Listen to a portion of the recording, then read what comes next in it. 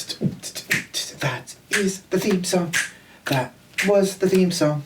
Oh,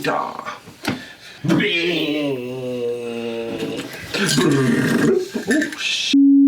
You want some drugs? You sniff mushrooms, right? Oh, they're old drugs. Thanks for our Nintendo supplied not drugs. Demonetized. We never even got monetized. We're demonetized. You can see mushrooms, you can see stars. You can see all these beautiful characters. Is this supposed to be cockeyed? This little dude? No, here, give me that. I broke it. It's supposed to look like a... I had to do that. How did you do this thing? I don't know, but he's cockeyed now. There, that's normal-ish. Alright. So. Get those jittery jatteries out and... Welcome to the only geriatric gaming podcast in the known groove universe. I am your host. Oh, never mind. You're the host of Oh no, it's the Welcome to the only geriatric gaming podcast in the known universe, the Age of Gamers. I'm your host, Widied, and this Pfarcus. Anyways, I'm a verb now. This Pfarcus, tell us what we're talking about today. I think we have a philosophical treat for all of our deep fans. Well, we wanted to talk a little bit about the different kind of storytelling methods in video. It's gonna be exciting, I'm telling you folks. In video game form. We'll do it in the... What's that name of the Ferris Bueller guy that talks like this? Ben Stein. We're going to do it in Ben Stein's voice. Bueller. I can't do I don't know any other quotes. I can't help you there. He just says Bueller all the time, Stein, right? Ben Stein, I'm Ben Stein. I think that's all he says in the movie. Yeah. So yeah. Yes, that's what we'll do. We're going to talk about that. So there's a couple different kind of styles of storytelling in games. I like one. You like the other. Okay. We don't like any other type of... No, we like all types of games, but... Yeah. But we're going to break it down. We're going to talk about what those two types are and a little bit of details, whether one is better than the other, and then we're going to fight about it. And then we're going to leave it up to you to decide who is the winner. Yeah, which is me. In this deathmatch. So the two types is emergent storytelling and narrative storytelling. Most people just made this shit up. I mean, I think it's kind of known fact these aren't really the only two types of storytellings that happen in games, but yeah. I think they encapsulate a lot of different types of games. So we'll try to help you figure that out because we know you care. We care. So you care. We care, Bueller. So why don't you just drop us a like, sit back and enjoy the show.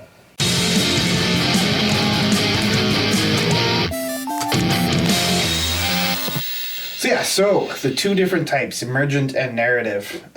Most people know what narrative storytelling is. It's just kind of storytelling as everybody thinks of it. It's just the beginning, middle, and end. But narrative encapsulates quite a few different types of styles nowadays. Like it's not just like before it was like Myst, because like literally picture-to-picture storytelling. The slideshow right? kind of thing. Yeah. And I would say even like early games like King's Quest and all that was very much narrative driven. There was kind of like a set path, although it might be the very beginning of Emergent, because remember how all the options they tried to give you. Yeah, like it used to be, for back in the day, which was the style at the time, there used to be a little bar in the bottom that's that you could walk up to something, you could take something, you could use something, you could talk to something. Mm. So, like, if your character was running around, you could be like, eat this trub. This trub? I think I tried to say eat the trub. Tree and grub at the same time. Eat Nothing more tastier than a trub. Trubs. That's going to be a shirt. No, but like it just kind of gave you the basic ways to interact with the world. So it did have a little bit of, a storytelling device that wasn't just beginning, middle, and end. Like you kind of had agency as you went in. It used to be extremely limited. Now it's quite... There's so many avenues because it feels like games started as a narrative function and then try to become emergent out of side of that bubble, but then they always go back. And so like there's lots of different types of games that form both styles, and to the point where it'd be really hard to encapsulate. But I think the real crux of a narrative game is that the story is kind of there.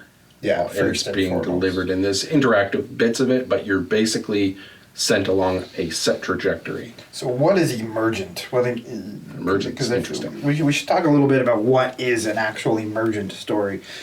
So emergent is just a fancy schmancy word for the story emerges not necessarily from something that was designed ahead of time, but the experience itself.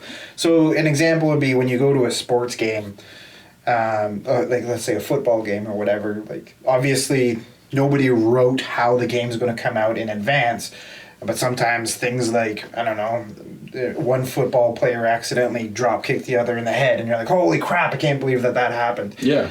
It's a little bit like that in video games where like they just kind of give you a sandbox. And the designers never really said, okay, well, you do this, you do that. They just kind of said, here's a place to play. They might give you like a loose narrative like thread. Yeah. But like literally the world is your story and Yeah. you know, and there's lots of different versions of that too. And I think like it can be anything from esport games to like Sea of Thieves, those types of open world. Just go and do a thing. Do whatever. Yeah. Even to some degree, games like PUBG, where you just kind of have like a battle royale that you another play out. esporty kind of a thing. Yeah, all those types of games have like anything that you can like sit in a sandbox and kind of create a set of scenarios is really what emergent gameplay is. And I think it honestly probably got pushed from multiplayer to some degree.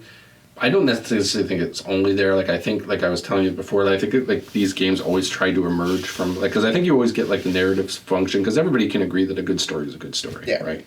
And so that's why narrative structures were really popular coming out of the gate, is because you know a good story is a good story. It's easy to do. It's easy to set up. But I think like you see a lot of games that would pop up around these games, like Myst and stuff, that were the emergent styles, like the Sierra games, where it was like it was still narrative and function because like there's only so many limitations that they could break, but they were still trying to give you lots of choices, you know. Yeah. And so I don't know. I think it's weird. There's a lot of hybrids now where you know they come in and out of both functions to some degree. I do think there's usually a focus one or the other, though. You have something like, for example, Rocket League is like, it's hard to say that there's any sort of narrative beyond the emergent. Yeah. Yeah, and for those that don't know, Rocket League is a game where you literally play soccer with cars. It's amazing. It's crazy. Like a sport game, basically. Yeah. Like I said, PUBG is a little bit like that. And I feel like you can tell that games kind of push one way or the other. I think where the line between the two kind of blurs a little bit, and there's actually a term for it in narrative, which is interactive storytelling. And the idea is, an example in theater that I thought was really cool is there's these examples of these houses, like entire houses, like 3 floors and up kind of thing, where they have like a murder mystery play out in the house, but the audience doesn't necessarily know which room is going to have what at what time. It's just wherever you go, that's the part of the story that you get, right? And you know, it's kind of like Telltale games. Yeah, in a little bit. Like it's just wherever. Which sad they don't exist anymore. I did enjoy those. Yeah, they over licensed themselves. Tales from the Borderlands was amazing. This is going to bug me though. We forgot one light. So let there be light, more light. What was I saying before I blinded myself? Blinded by the lights. Set up something like a douche in the night. Nobody actually knows the lyrics to that song. No, it's just the douche in the night. That's all we know. So you have like the interactive storytelling, which kind of allows for a little bit more random chaos, which is kind of emergent narratives bread and butter. Like, just here's something that could go wrong. Like, there's one video I watched online. It was just a YouTube video of, I think it was one of the Battlefield games. Battlefield? That's a game series, right? That's the one the kids were playing back on the Nintendo. I'm pretty sure it's. They fought their wars on the battlefield. Yeah, there's a battlefield. Okay. Oh, yeah. I wasn't sure there for a second. Senior moment. But yeah, there's this video where this dude's flying a plane, and he jumps out of the cockpit, grabs a rocket launcher, that blows up the plane underneath him, and the explosion knocks him up enough that he can land in the plane and fly off. That was the most epic thing I've ever seen. I saw it at work. A buddy of mine was like, "Oh, dude, you gotta see this." And I was like, "What?" And he's like, shows me. I couldn't believe it. Because I played all those games. I was like, there's odds of that happening. It's just so crazy. Yeah. But it looked like something out of a Rambo, some superhero 80s movie. It was amazing. So that's the kind of stuff I feel like is the fun of emergent gameplay. Oh my God, did you see that? Yeah. Right? It really is the birth of like esports and all that stuff, because like they live for that sort of like crazy moments, right? Yeah. Even fighting games. I mean, it's a little bit more static because like your characters are obviously not doing all that much different stuff. They're just having fights, but like you're still watching it like a sport. You're like, and like you're playing it very much like a sport. And things can just happen that are just insane and blow your minds as you're watching it. And it's the excitement of it. But you gave me the example of when I was just starting to kind of get into the esports, and I think it was an Evo match that you mentioned, where like there's a Street Fighter game where you have to actually manually parry. Oh yeah, the Daigo parry. Yeah, so the famous moment. Yeah, for those who are not in on the esports thing, it was this moment where in the game, every parry deflection is you have to actually do manually, and I think it's a Chun-Li character has this lightning kick, and the dude deflects every one of these 1,000 kicks that are like happening, like kind of thing. Yeah, it was epic. Like that moment, I think that was the single moment I watched that, and like I always liked fighting games, but that was the moment that drew me in. Like it made me an esports guy. Like I got obsessed with it because I think I was watching actually just randomly a video online about sort of the fighting, like esports, kind of the FGC and like the early, and then I watched that moment. I was like, okay, this is really cool. Actually, the funny thing is, there's kind of an emergent storytelling in social media in the regards that like there's all these crazy YouTube videos of things like people beating Dark Souls on like a Guitar Hero controller and stuff, or like crazy or things. Or the fishing rod. Yeah, that one blew everybody's mind. That guy's a hero. Yeah. Again, for those people who don't know, Dark Souls is a really hard game, so playing it on a controller that's not the right controller it's more ridiculous. Yeah. Because your brain's already set up and wired to work with this certain layout of a normal controller, and to be like, give you a fishing rod, and now you're trying to figure out how do you fight a demon with a fishing rod with 12,000 buttons. Kudos to that guy. Yeah. He deserves his 15 minutes of fame. Yeah. So I think emergent storytelling is all about like just I didn't expect to see that kind of stuff, right? There's excitement to that. There is a lot of certain level of excitement. I can see why games went that way. I don't think it's 100% the only reason to play games though. Like, because narrative function is also very good. Like, there's definitely like there's a reason why games like Mystics existed and Zork and all those early storytelling games, and I mean they carry on. They sort of like. I think there's always a debate going on. That's what the crux of this video is a debate. There's always a debate on which kind is better, which mode of these stories are better. And like you'll always have somebody that leans one way or the other. I know a lot of people that love the single player sort of narrative function. This fucking guy, and I know more people than that. Like my brother-in-law, same way. He likes the narrative story stuff more so than the hardcore competitive stuff. But I've always been really into the hardcore competitive stuff. Now, granted, I don't only play those games. I do like narrative functional games too, but like I do like a good competitive game. Like I get really into them. And it's kind of funny because there's some people that are so focused on their side of the coin that they can't even fathom the other. Like I remember talking to one guy online and about like story in games. He's like, games don't need story.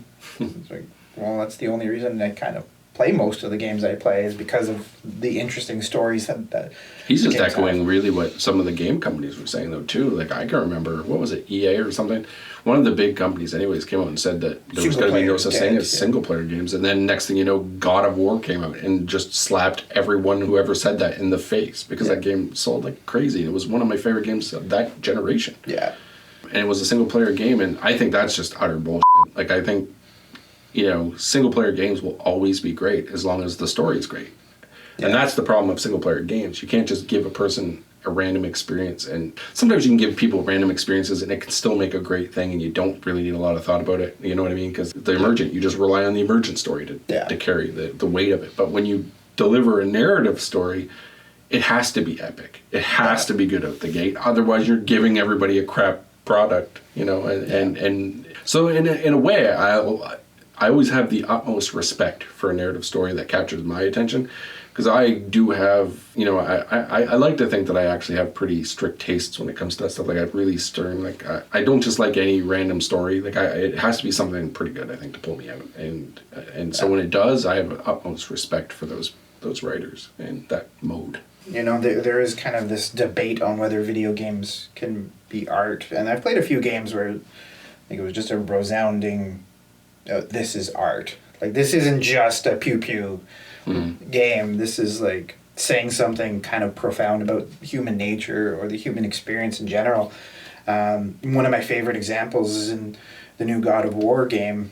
There's a simple mechanic where Kratos' son is just kind of mapped to a button. And you press the button and it kind of commands him to shoot arrows at whatever you're targeting.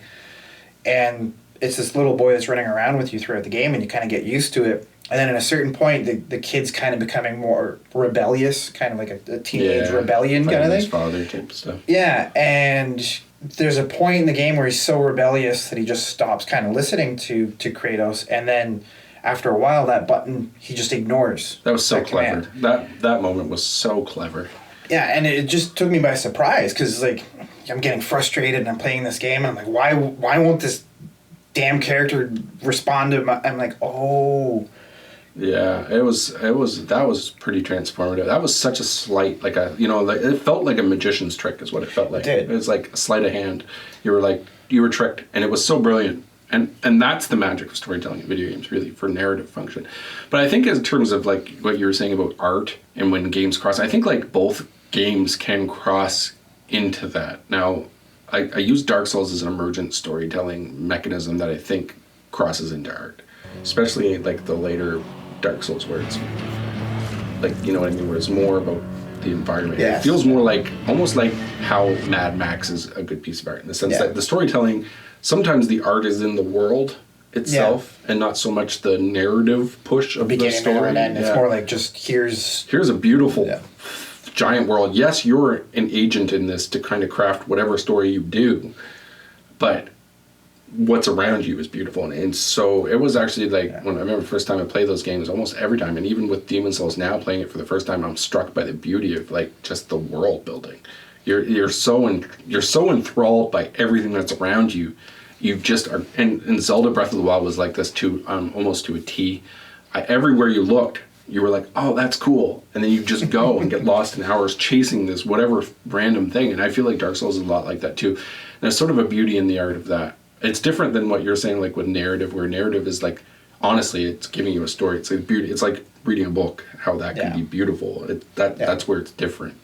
I always hate it when people trash on video games for being just this useless time-wasting thing, when really it's probably the most diverse form of, like, expression we might have ever created. Like, movies are one thing, and we have done some cool things and creative things with television and movies, but I don't want to crap on that completely. I do think there's obviously lots of value in both, but, like, video games you can do so much, and, like, there's that sort of interactivity is such an interesting level.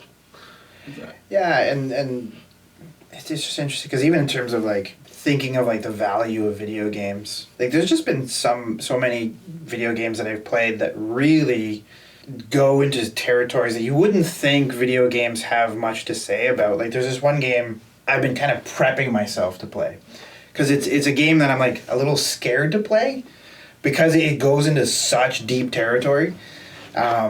It's a game called That Dragon Cancer, and I'm actually getting emotional even thinking about the damn game. You really are. But the story is just, like, insane. So you haven't played it yet? I haven't even played the damn game. It's the story of the game's creation. A fact of it. But it's this game. This father lost his 6-year-old son. I think it was 6, so I might be wrong, but it was a very young son to cancer, and he was a video game developer.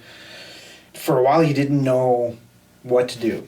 Like, he kind of was at a crossroads where he watched his own son die at a very young Life's age. basically turned upside down. Yeah, and what am I going to do with it? It changed his entire perspective, and the only way he could actually get over the loss was to create this game, and the game is essentially a simulation of what he experienced at each stage. Wow, that's heavy. It's really heavy. And so it's just, I'm almost scared to play it. It's so heavy. Because you know it's going to be a ball buster of a game. It's going to make you cry. Oh, yeah, for good, sure. Right? And there's games like What Remains of Edith Finch, kind of. If we lived forever, maybe we'd have time to understand things. But as it is, I think the best we can do is try to open our eyes and appreciate how strange and brief all of this is. Talks about the same, like the idea of mortality, even talks about like the idea of how do we come to terms with the idea of mortality in our loved ones. Like, throughout the game, you're basically playing the last surviving member of a family, and you're going through the memories of how they all came to their end. Including in the game, and this is dark as hell and actually, but really moving as well. There's a moment where, and in the game it kind of does it in a fantastic way, like a storybook kind of way, and she imagines the death of her toddler brother who drowned in the bathtub. So in the game, you actually play the toddler playing with the toys. You see through the baby's perspective that these toys are like coming alive and kind of swimming around with the baby, and then the baby basically imagines itself going down the drain with all the toys. Oh, that's sad. It's just so depressing. Way to bring the viewership. Take you to a sad place. Well, it's just interesting to see. It's cool perspective. Yeah, like that games aren't just all about the silly. They're also all about kind of all of the different emotions. Deep storytelling in there. Yeah, tugging on some heartstrings. Yeah. Sometimes it is about, like, a lot of the stuff you see is like the Spider-Man that's a pushed out front, right? And it's kind of. Yeah. I mean, it's cool. It is a fantasy to be like a superhero and and stuff like that. And there's kind of an interesting swap there, but like it's not really pushing your limits of human understanding. Fair. Well, I think part of it though is that to encompass all of what it's like to be alive, you kind of. I feel like there's.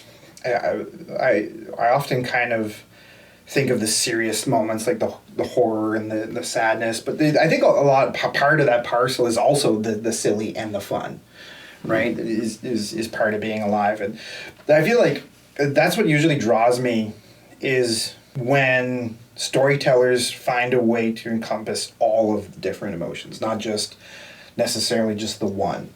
Right, obviously I was talking about like the sad stuff, but one of the things that I liked about a game like What Remains of Edith Finch is it has this bright, colorful world that's extremely playful and vibrant as well. And some of the things like the mechanics, there's one scene where you actually play as a cat hunting, like chasing down rabbits. And so like it does go like the silly as well. It's funny for me in those styles of games, I actually have a hard time playing them. And I know it disappointed you because when you first used to come down and visit from where you used to live and stay with us for a while, you'd always want to show me off these styles of games, and I could never play them. I don't know what it is. But I like watching them. That was the funny thing. Like, I watched you play Soma. Remember when you came down and you were like, "You're gonna play Soma." I'm like, "I'm not playing that game." And it's not that I have anything particularly against it. It's just I don't know why I haven't at first. I just don't like. Well, I think some people don't think of them as games either. Yeah, I don't. That's why I have a problem with it. I like to absorb that sitting back almost. Like, that's why I was more happy for you to kind of like drive, and then I'd be like, okay, go check that, or just sort of play it co-op in that way, because I was intrigued by the story, but the gameplay of it didn't intrigue me. And I think that's what makes it, for me, my brain to trigger with games, and that's why sometimes I lean towards more of the emergent styles, and I need sort of those different mechanics and maybe slightly more control over the world sometimes. And that's why like a lot of my favorite games are usually hybrids. Direct hybrids of like, masterful hybrids, even like the ones that do all of the things great. And I found that like you just through our friendship, I know that you're way more heavier into the narrative. Yeah. Even more so than the hybrid. You do appreciate a good hybrid. I'm not saying that, but you're like 60-40. Yeah. Towards the narrative. Well, I think a part of it too is, and one of the things that we talked about, there's even a note on our little cheat board up there, is that, when you lean towards the emergent, I think you lean more towards a social experience. Like you're with your buddies and like, oh my God, did you see that dude that rocket launched his way onto that platform or whatever? Or even you're the dude that's rocket launching your way onto the platform or whatever have you. Or you're just competing with your friends. There's a social element. Yeah, but I find like the more you lean towards narrative, the more it's just about you and the game on a personal level. Yeah. Right? Like it's like a novel. Like you don't really share the experience of a novel when you're reading it. You might call your friend and be like, "Oh, you got to read this." That's about as social as you get, right? Yeah. So what are some like styles of emergent that exist out there to you? We actually had a list there. We talked a little bit about the competitive games, like the esports kind of things. So like the fighting games and even like the shooters, the Overwatches, the PUBG, any amount of like arena style fighting, any competitive sort of. Even like to take different mediums seriously, even things like Clash of Clans and things like that, right? Yeah. Like all those sort of competitive games can be emergent, and it can also be. I would say probably things like Dark Souls, Demon Souls, like those very open world kind of stories where, there's a loose narrative to be had there, but it's very loose. You can literally go and I think Zelda Breath of the Wild keyed in on that style too. They might have been even in the very first ones, because if you remember, Zelda 1 was just literally a giant map that you could go literally explore. And it rumor has it did inspire a lot of that style. And I can see that actually, because it's literally like you said, it's just a map. Here's a map. Just go explore the world. Yeah. I remember I had a bad experience with my first attempt at playing Zelda when I was a kid, partly because I was dumb. So in the game, basically it starts you with no weapons whatsoever, and you have to actually find your first weapon, and it's like in the room next to you, sort of thing. But I was like so ADD as a kid that like I didn't even see the room next to me, and I just went right out into the world without a weapon, and there was all these creatures attacking me, and I'm like, why can't I fight back? And they never played that. I never played it again for like 20 years, kind of thing, or however long, until I tried it again. And I'm like, oh, so that's why I didn't like the game when I was a kid. But yeah, I think like the exploration games where it's literally just here's a world, go explore. Both games fall into that. So like the Fallouts, the Skyrim. Yeah, one of my favorites is actually No Man's Sky. No Man's Sky, yeah. I love that game because it's, for those who don't know about the game, it's literally you're an astronaut and you literally can just explore planets, and when you get bored of that planet, you can literally jump into your spaceship, look out into the sky, say I want to go there, and blast off. And part of it is, I've always been fascinated with the idea of space travel and colonizing different planets, and this game just kind of embraces all of those ideas into like one big fantasy. It's obviously not for everyone, because I feel like there's a certain point where games are only emergent, right? Like No Man's Sky, there is a narrative, but people don't really play it for the narrative. They play it to literally just randomly explore. And a lot of these games, there's always a loose thread of narrative. It's not, hopefully, if they built it correctly, Skyrim, not you, that the thread is so loose that the open world part makes sense. Yeah. Not like, oh, my baby's gone. Maybe I should go over, build a house over here, and then I should help this old lady. Fallout, looking at you. Yeah. Not Fallout 3, though. Fallout 3 was really good. Just Fallout 4. Anyway, sometimes they get it wrong, I think. And I think sometimes you have, like, some of the best emergent stories are things like Dark Souls, where it kind of builds the narrative around the fact that the world is so open. Yeah. And not trying to give you a forced narrative in an open world, which makes no sense, right? It really makes no sense to have something like Skyrim or Fallout. Hey, I know we're making all kinds of people mad with this, but it truly is weird when that happens and somebody says, okay, here's a finite story. You're a dad, you lose your baby. And then you get to do whatever you want for 30 billion years. I think that's the danger of it, is if you're trying to combine emergent with narrative, you have to make sure that they kind of fit together. Yeah. Like the problem with a game like Fallout 4 that we're using as an example, for those who never played the game, you start off, you literally, your child is missing. You wake up from, you go into the bunker, you wake up from cryo, Yeah. you're frozen, I forget the word. Yeah. And then you wake up and you're basically, you're I think your wife's dead or your wife's gone or whatever. And like literally the whole story is around this, like at the beginning. That's what I mean. And then your baby's gone and it's like, you got to go find your baby. Which is a compelling setup. Yeah. Don't get me So wrong. your first goal is, oh crap, I got to find my child. And then it's like... Then it's not your first goal. It's not even your second goal. It's not even probably your 340th goal. Yeah. It's more like... They give you things like, you should go find an egg so that I can make breakfast. And you're like, okay, I want to go find this egg so this guy can make breakfast. And It's completely ridiculous. Anyways, but yeah. those types of games really bother me. And so the best emergents are like, Dark Souls, where they give you... Yes, there's story there, but it's kind of baked into the world. And there's loose story is kind of open to flexibility, and it all makes sense in that context. Well, the funny thing about the Soulsborne games is you're never even sure if you're the good guy, to be honest. Yeah. It's just literally like, here's a world, here are the things that are going to attack you, kill the things that are going to attack you, and meanwhile you're just exploring the world. But that's the beauty of it, is that they really understood what it meant to be an open world game, where I feel like Bethesda might not 100% understand what it means to be like an open world game. I say that with the most utmost respect. Obviously, it's a very successful franchise. Yeah. I just think the narrative parts of it, like not even the individual stories. The individual stories are actually quite good. Yeah. It's just the string of it doesn't make sense in the current context. Well, there's a running joke about Skyrim that it's like, you're the Dragonborn, and then it's like...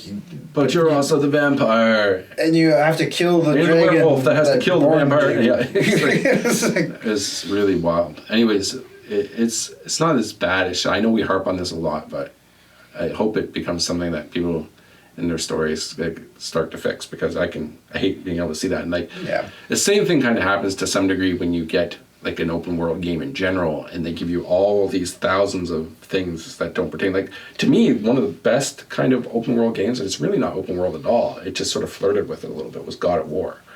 yes. Because, and to honestly, I think Breath of the Wild did it really well too, where they kind of made an open world, gave you kind of a compelling story to help push you through it, and everything around it was built around that world. It wasn't like superfluous or just added stuff to kind of keep you grabbing at the next flower or whatever stupid thing. I think both games really addressed what I was saying about mixing the narrative to make sure it makes sense with the emergent. And for Breath of the Wild, you literally could see that the Ganon's mountain or whatever that was your end goal. Like, you constantly could see it almost from wherever you were in the world. Yeah. It was this big foreboding Eye of Sauron kind of structure. So you always knew you had to go there and deal with that, and there's always the presence of it. Yeah, and what was the other game we mentioned? There was Breath of the Wild and God of War. God of War. One of the things that was actually kind of funny is God of War, I felt like, made the emergent storytelling, like the kind of the side missions, and we talked about this. It's the perfect hybrid, really. Yeah, with the side missions, and it's funny because I lean a little bit more towards the narrative. I was so drawn, like I when I first played God of War, I literally played it, beat it in one go, and for perspective, the game is like 17 hours or something like that. So I was red-eyed playing near the end. I was so fascinated with the story. The story was just so rich and vibrant. Yeah, and it's funny because during the game, they kind of try to hint, you could do this main story, but there's a little bit over there. What's over there? We should go looking at the side missions. I was like, no, main story. And I just kind of was so enraptured. I didn't want, and I felt like they had I think that's part of the problem with mixing the narrative and the emergent, is you kind of have to have them compartmentalized. Like, this is your main story, but if you want to go explore... Yeah, and even, like, you never want the stuff that's the side stories to ever be so wide, right? Like, if you were to picture it pictorially, your main story would be this bubble.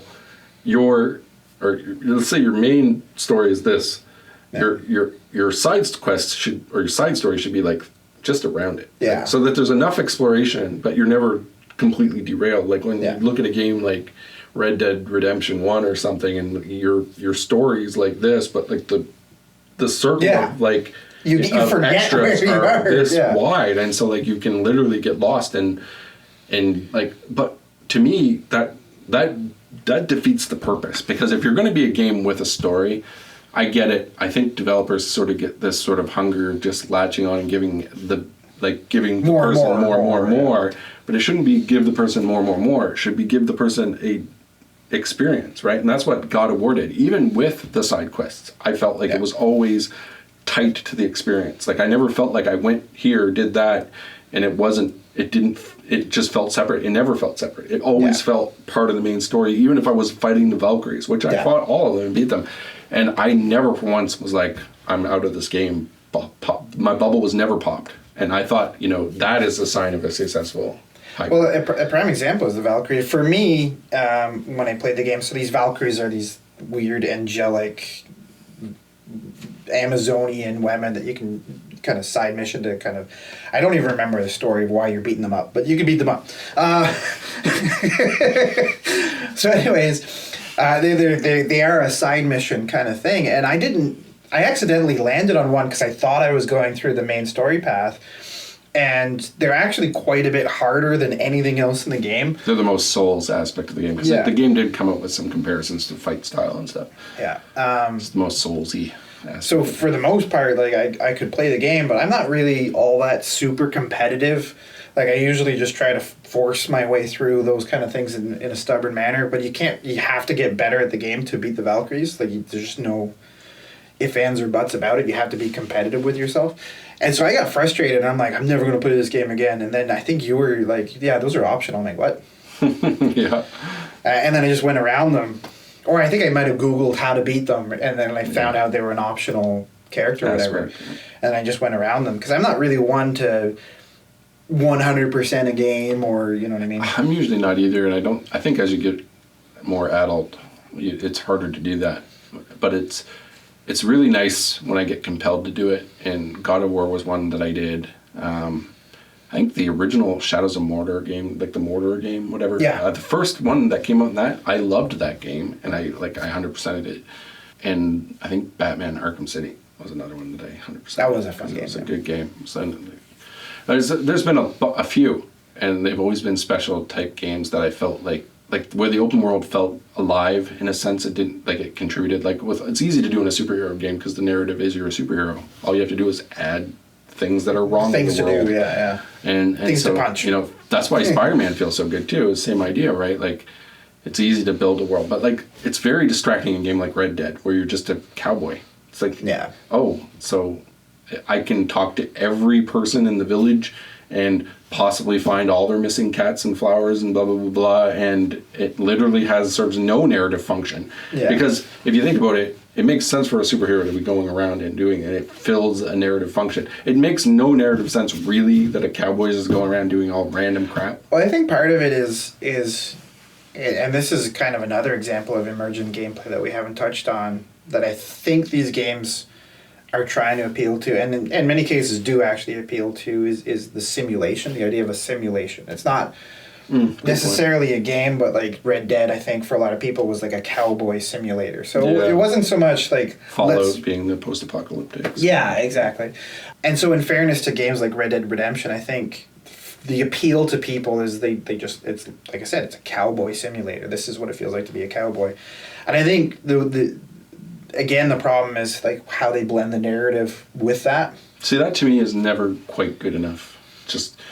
And I think it is, like you said, I think some developers and I think some studios or whatever that develop these games, they're like, you know what, we know that this is the thing. We'll give them a loose story, but then we'll give them all this crazy random stuff to do. And I don't think they pay enough honest attention to the amount of people they lose in the randomness, right? It's the same thing. I found that was awfully bad in Final Fantasy 15. I'm like, it felt worse in a game that's supposed to be about narrative. Yeah. Like, I never feel bad if it happens in a game like Red Dead because I know I just focus on the story if I just want to play the story. And then I get there, and it's usually pretty good. I'm not, like, crapping on Red Dead by any means. I do think it's a good game. Yeah. I'm just saying that you can get lost and you can be a little bit bored if you're not careful. Yeah. But, like, a game like Final Fantasy 15, I thought it was a bit of a a negative strike against the game for it to have that. Because I feel like if you're having an RPG, it's supposed to be a direct experience, unless it's an MMORPG. Yeah. Well, I feel like in terms of like RPGs, you think of things like, and this might potentially age us as gamers, but also kind of make us come out as nerds. That's a secret. When you look at we have a gaming channel. We're not fooling anybody. Like the RPG games that I grew up with, things like Chrono Trigger and Final Fantasy VII. All of the Final Fantasies. All the Final Fantasies. They kind of behave in what we were saying about narrative games, where they're kind of like a novel. It's just you and the game. It's not the combat was just a strategy. It was just a puzzle, and then the story was around the puzzle. Yeah, exactly. Elements, because you go into a fight and then it was all about, okay, well, I need this element to beat that, and this, I need to strike it. And it was just kind of like it was more of a chess game with story around it. Yeah, and Final Fantasy VII, in fairness, did have, if I remember right, a little bit of kind of almost open worldy sections, but for the most part, it was pretty linear. Like it was kind of like the earliest simulation of that type of thing, though, because where they tried to, they had it so that it was always like a 2D kind of picture of like, you'd walk into screen and then the corner would come and then you'd go like to the next screen. And it was still very stationary in that respects, but like it kind of was made to feel like a giant world, like Midgard. I remember even, it was the first game I played where I actually got lost to the point where I couldn't beat the game. I remember, I feel stupid, and I probably am. But there's this one level where it's just like in a canteen or like a marketplace or something, and like I just did not know where to go. And I got trapped in the marketplace and I couldn't get out. And it turns out there was like a door, but it was like in the lower right there was like, it was like 4 pixels big, just tiny little graphics back in those days. It was it was pretty blocky and abstract. And there was this tiny little door, and all I needed to do to and I stopped playing the game for months, and then I picked it up. I'm like, why did I stop playing this? Oh yeah, I don't know where I'm going. And then I bumped into this little pixel corner. And then it turned out to be a door, and then I beat the game. And it's like, okay. That's kind of funny. Well, thankfully, they have much clearer graphics in the remakes. So. Yeah, I think, honestly, that's my biggest beef with that style of game. I feel like when they get open world, there's not a whole lot of stuff. I mean, there's a narrative balance. Like, narrative stories need to be worried about telling a good story, because you set your whole premise on doing that. So if you don't do it, then you fail. Well, I think that's why I like games like No Man's Sky, where they make no bones about it. Like, this is, you would go and you explore, and that's what this is. And that's the strength of those open world games too, because then they can't really fail as long as the world is somewhat interesting, and because the story is what you do in it. And there's a safety net in that, not totally, because obviously if you make a shitty story or a shitty world, then there's no good story to be told, really. Yeah. But I feel like there's kind of an easier balance, because telling a good story is actually really hard, because you have to think of something nobody's thought of before, or be somewhat original and thinking of an aspect of like what you want to tell about the human experience that hasn't already been explored 50,000 times before. Yeah, that's a challenge. It really is. And and then find some unique take on it. It doesn't necessarily always have to be a unique story per se, but like a take on it. And that's like why God of War was so interesting, because this sort of pantheon of gods, just this destruction of the pantheon of gods, and different, and now it's jumping to other styles. Like, it's not just Greek gods.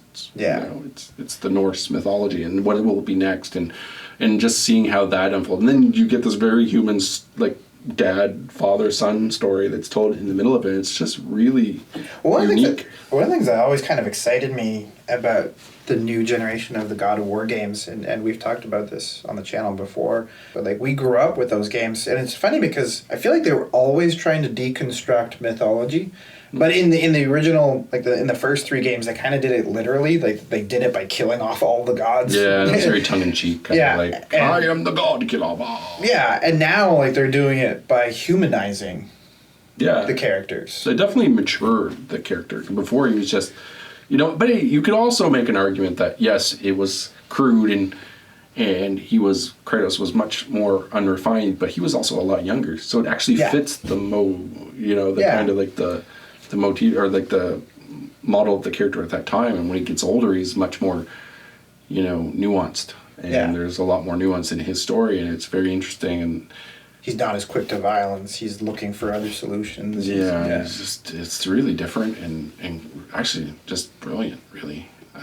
I feel like they were right on the pulse of that character, where he needed to go, what happened. Like, they missed no beats. And it might have been an accident of timing. Happy accident, maybe. Well, just because, like I said, we grew up alongside of it. Like, so for somebody looking back, they might not have the same... Well, I heard articles about the guy who, I can't remember his name, the guy who wrote it and created the character and basically made him and all that stuff. He did purposely create... He did want to bring this story forward in the same sense of what we're talking about, where he very felt like he was young at the same time that Kratos was young, and now he's old with the father. He wanted to tell that story, and so he was okay with bringing this story. So it was very purposeful, but it's very direct. And I think, like, when you get like a narrative story, it has to be powered by something much bigger than, I just want to tell this really cool thing. You know what I mean? You have to have a message, and you can tell when a storyteller doesn't have that. And unfortunately, with video games, I feel like that's a lot more often the case than not. Where it like really hits you. It's not to say that every game is a bad story. It's not. But like the really, really good stories are. Well, and I feel like there's kind of this perception, and it's kind of funny because it actually even comes from some video game developers that I highly respect. I read this interview with John Carmack. He's been quoted as saying that video games are like porn. It can have a storyline, but doesn't really need to. And I think that's really unfair. And he's not wrong, because I think in the respect that, what he's saying is when it doesn't have a storyline, it can rely on the emergent aspects of it. Yeah, the gameplay, the other things. The gameplay, the world building, the creative designs. But I think it's really selling what is possible in video game storytelling. I remember playing the first Telltale season of The Walking Dead, and in this game. That was great. It was a spoiler alert. I want to tell you the whole damn thing. In a way, yeah. But in the game, like, you play as this guy that's trying to protect this young child. He kills every zombie. Well, no, that's the thing. At the end of the game, so it's an adventure game, so you're playing it from his perspective. You make decisions trying to keep this kid safe. And completely in the end, completely narrative driven. And one of the things that blew me away is the first time I've ever seen a game where they actually had it built into the narrative of the game that your character dies. And again, spoiler alert, your character gets bitten by a zombie as you're trying to protect this child, and there's actually a conversation with the child at the end of the game where you're like, no, you have, like, your character is like, you have to leave, I'm going to turn, this is not going to be good, you got to handcuff me to the radiator and then get to safety. Yeah. And it's just an incredibly moving it was really well done. moment.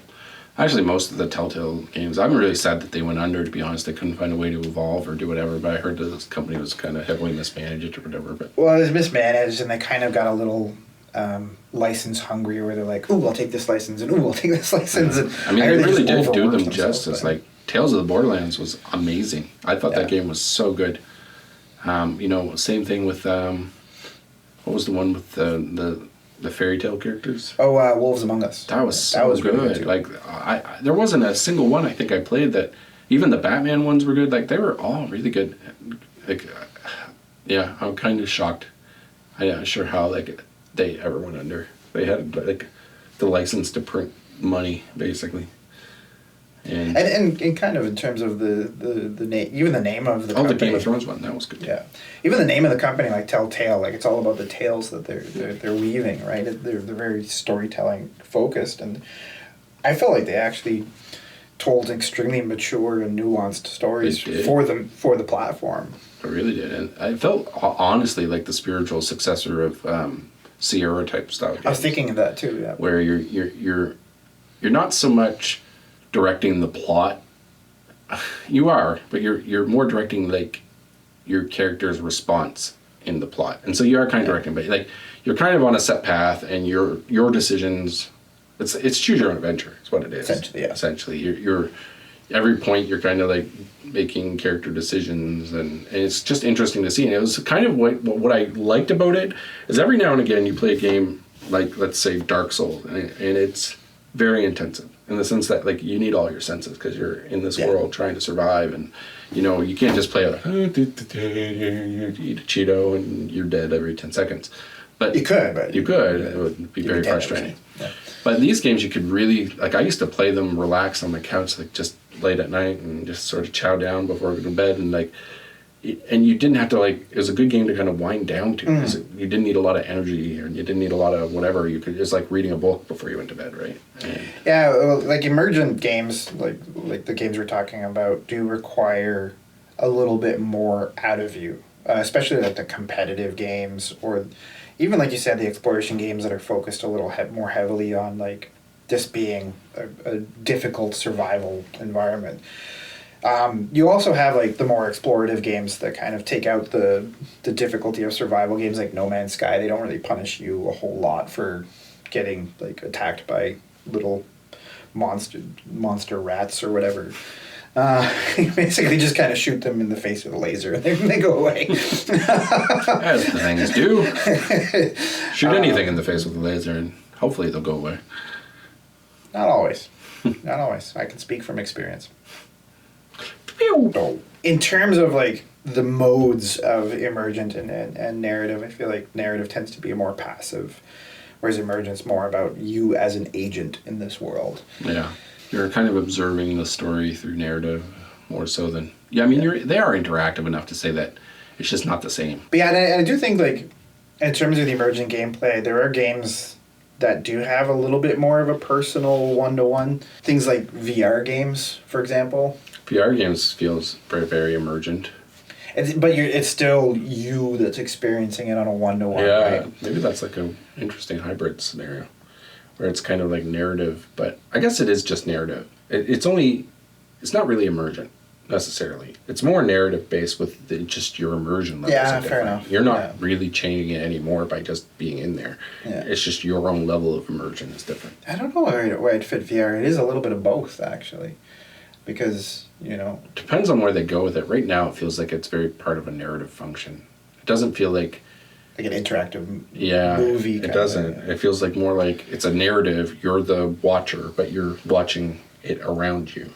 It's weird because the reason why I'm tempted on calling it an emergent, I think, is because it does fool your senses. And for those who haven't experienced VR, there's this weird thing. It's really hard to describe. Your mind just honestly believes it's in that space.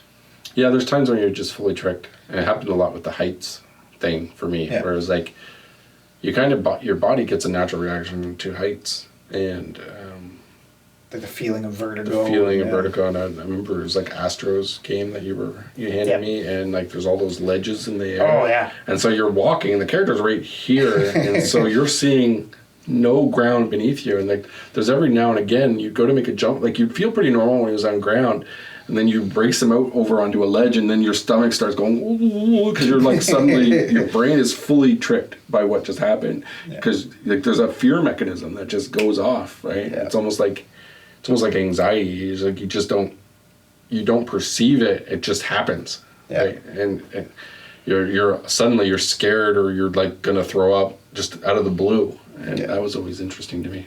I kind of felt a little bit that way with some of the horror games that came out recently, where like, and I talked about how like games like Resident Evil 2, like it took me like a year to beat that game because like I got so much anxiety every time I played, and that Mr. X dude would just smash through, and he was constantly hunting you down. And I had to take a lot of breaks. yeah, because it's different than a movie, where in a movie you watch a character in peril, and that character is like John McClane, and is an actor and is a third party. But when you're playing a game and your character's in danger, it's you that's in danger. So there's like a very visceral response. That, and in fairness, maybe I'm just such a nerd that I'm in that world, you know what I mean, kind of thing. But I don't know. I think it's kind of the fantasy of video games, right? Is that you kind of put yourself in there. Like I've even heard like games like Zelda and Final Fantasy were inspired by like early childhood and the developers when they would just wander and just kind of have a sense of mystery with everything they were looking at because they were a child and they didn't know what they were looking at, kind of thing. Yeah, it is kind of interesting. I think it's probably how emergent storytelling kind of comes to place, because you're kind of in that spot. I mean, it's almost like life, right? That's why the open world games are best created as open worlds, and if you have a storyline, build it so that the storyline is centered around being in an open world. Like, it was very easy to do in a superhero, like we were saying. It's very easy. Yeah. It wasn't very easy to do in Dark Souls, but they managed to do it where they gave you sort of this structure that you're kind of thrust in, but being confused is part of the structure. So you're trying to make sense of all the picture around you, basically. Yeah. And that's okay to me. And I hope games develop in a way that they start to think about these things a little bit more, other than I think Fallouts and the I think the script of Dark Souls kind of really inspired a lot of people in the respect that in most games when there's a boss that you have to build your character up to be strong enough to beat, they would be locked behind a wall or something. Whereas in Dark Souls, it's no, you can accidentally wander into this massive behemoth beast that you're actually not able to even beat at your level, just if you go the wrong way. Forces you to be more into the game, even so, because it forces you to use your brain in the circumstance, right? Where I think one of the videos I talked about my experience with Dark Souls 1, where I went to the skeletons and fought the skeletons, and the only reason I stuck there for so long is because I had this sort of my brain was in gamer mode, where it's this is how you do this gaming. This is how games work, yeah. And so, but once they broke me entirely. I was oh, so this whole world's a puzzle for me to figure out. Yeah. That's cool. I have to think about everything. I can't just take anything for granted, and and that's where the benefits of those games are when they're done really well. And I don't know if you'd call it emergent or narrative, but I really like it when games do that, when they really make me question as a gamer, as an audience, what it means to be in a game, right? When you're you think okay, this is how games work, this is the type of thing, this is just how you game, and then games are no. You there's more options available to you.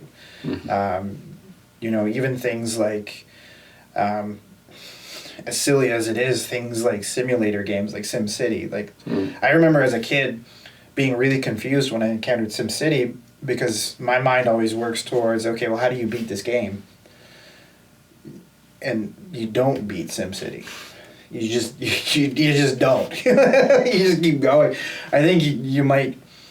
I think even the original SimCity, if you built a city and it lasted long enough, aliens just came and destroyed it anyways. I can't remember, but that feels true. It's been a long time since I played SimCity, man. I do remember something like that along those lines.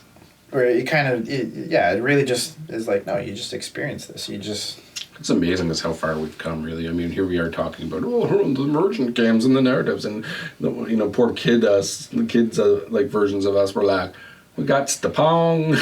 We had 3 pixels back in the day, and we used them wisely. Yeah, and here we are. We're poo-pooing on companies for making games with way too many options, but not you know what I mean. We are first world problem entirely, but I think we should probably think about where we're going with this. We've ranted pretty long. I think that's Is one better than the other? Let's talk about that for a few. Well, I think, and I know this is the question we planned on getting to at this point, but I think the question What do you mean? I just came up with that on the spot. There's no teleprompter. I think a better question is one better for you? Maybe I think is the question that you're... Frame it to our audience. Yeah. Just because I think it's such a personal preference, and both of us have had the same discussion where both of us hate the games Fallout 4 and Skyrim, and I know lots of people who absolutely adore those games, and I think part of it is that people tend, I'm not a huge fan of the simulator games where it's you play a Viking simulator. This is just life as a Viking, which is kind of what Skyrim is. It's just go random quests and just do random things, and then I'm always asking myself, how do I beat the game? It's like D&D on, it's just as crazy as D&D session, right? And I think people that like that stuff like Skyrim. Yeah. So it's unrestrained storytelling. So for me, is one better than the other? For me, I would say yes, because I've always more drawn towards the narrative, what it can tell me about human nature, what it can tell me about who I am, what it can tell me about even just what it has to say that might be interesting. Like I was talking about that dragon cancer, like that's just interesting to me that this person used the video game platform as a storytelling device to tell a story about what he experienced that was so profound, and he had to tell it, right? Regardless of whether you think the game is good or not, that is just interesting to me in its own right. Though it's very much an artist thing at that point too. It feels like you're dying and you're writing your book in your own blood type of thing. It kind of is in a very metaphorical way, right? Yeah, so I think you're right. Like, I think you hit it on the head. It is a very personal thing, and for me personally, I love a good emergent story. I feel like the mechanics of an emergent story, when it's done well, is my favorite. Because I like having to figure out a very vast puzzle. Something that's maybe even very abstract at first. Yeah. And sort of piecing it all together. Like Dark Souls is very abstract. Like, I had a friend of mine who literally created a book on this. Like, he collected all the book of to try to craft the story, or at least make sense of the story of Bloodborne. And I thought that was so cool. And he let me borrow it and read it and stuff. And I really like that type of storyline and that story structure. Although I think everybody would love narrative. I think everybody loves narrative a little bit, even if they don't admit to it. Fair. But I feel like it's so hard to do narrative right. In a way that's both entertaining as a video game and also a good story, that I think it's very easy to get wrong, and so I think people end up maybe being a little bit weary, and I think that's where the whole EA thing came over. There's no such thing as a good single player game. We're always going to play multiplayer games until we die, which may or may not be true. Regardless, I just don't think you can strip. I don't think you can strip either mode of storytelling away from the whole package. I think it's a little bit and this is going to sound weird, but it's a little bit like strawberries and pizza in the regards that you can't really say one is better, but you personally might like one. Or just jam it all together and shove it in your face. Strawberry pizza, that sounds... Well, strawberry is my favorite thing. And they're good. Strawberries are good. Now that I'm thinking about strawberry pizza, we should kind of leave it at that. And I think now's a good time to ask you as an audience, in terms of what we've talked about, what your favorite kind of game is. Do you prefer games that just kind of give you a world to explore in, or things to shoot and just kind of leave it at that and whatever emerges? Do you like to be told a story? Comment below. Tell us about your favorite games of each kind of thing. Just share. And if you made it through this video, you're a champ. we rambled like a motherfucker. We told some stories on high, but I think it's a good topic to talk about in this day and age. I think it's interesting in its own right, and I think we could ramble on for hours if we were left to it. Which we might. Outtakes. Let's just do a live 10-hour. Live 10-hour ramble nonsense. Yeah, anyways. Yeah. Drop us a like. Comment. Subscribe. Peace. Subscribe. Robot Mark says subscribe.